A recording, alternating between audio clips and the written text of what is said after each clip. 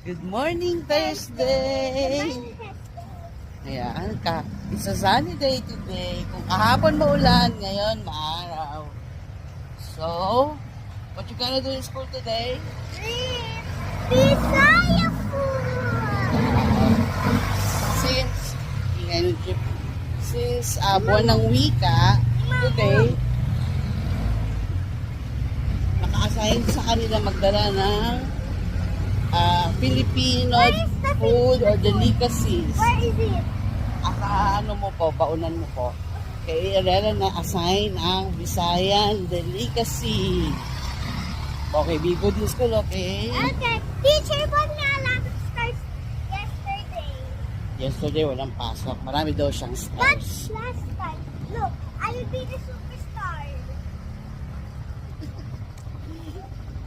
Ang bigat ng baga. Yeah, have a blessed day.